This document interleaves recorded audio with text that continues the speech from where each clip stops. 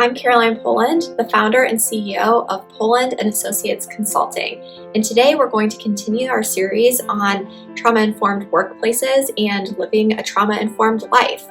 And today we're going to jump in and talk about one of the main pillars of trauma-informed care, which is safety. We want to make sure that we are giving space for creativity where it's possible, that we find a balance, and maybe this balance is a little different for each person, but a balance between structure where it's needed and space for ownership and agency of the individual. We want to make sure that we're not micromanaging, but we want to make sure that we're giving enough structure that that individual can be supported and can really flourish in their position.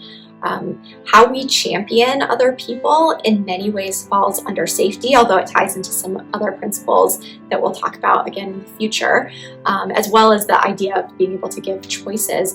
But how we champion people, how we take individual needs and provide the structure for them so that they can flourish, really creates safety and security in the workplace that allows people to really flourish as employees or flourish as learners in a classroom.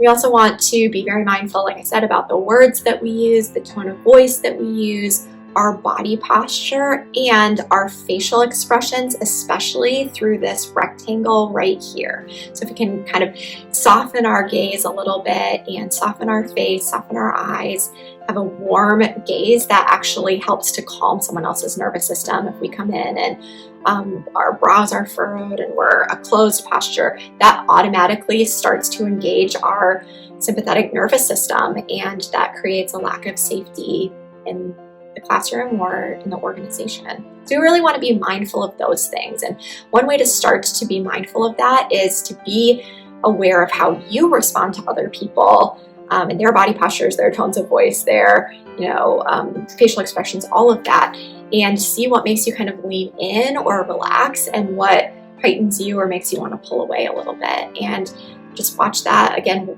in the different environments that you're in and the different relationships that you're in. And when we meet that with observation and creativity, we're actually able to better notice things that we might have missed before that create healthier environments and systems.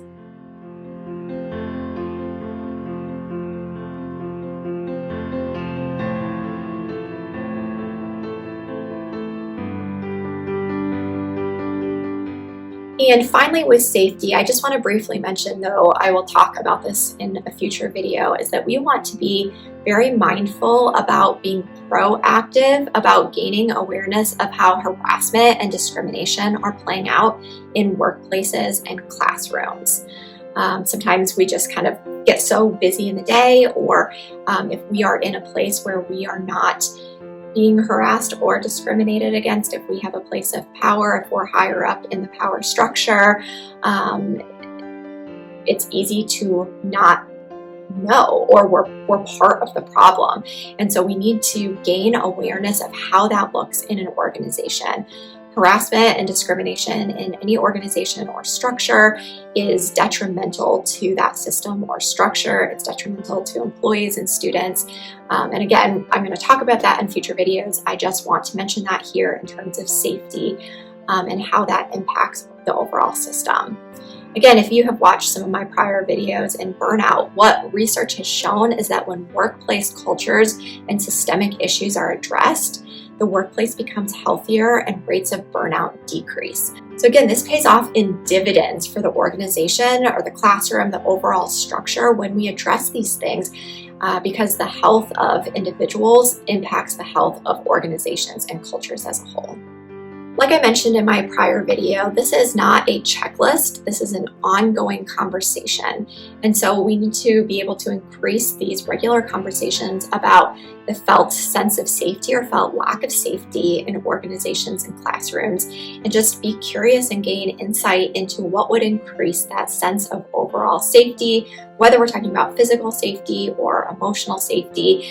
And again, take that again a different layer deep to this fact that we're getting at not only a trauma-informed approach, but a brain and physiological informed approach to say what impacts individuals into kicking them into that sympathetic nervous system, and what can we do to strengthen those nervous systems and create a structure that allows that parasympathetic nervous system to stay engaged and to create the healthiest workplace or classroom that we can.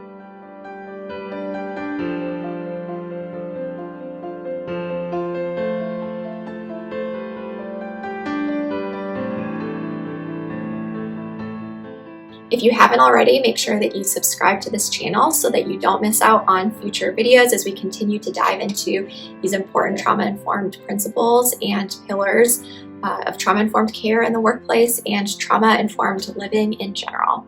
You can find me on Facebook and Instagram at Poland & Associates and my website polandassociates.com. And if you are interested in having me speak to your business or organization, head to my website where you will find a form that you can fill out so that we can begin working together.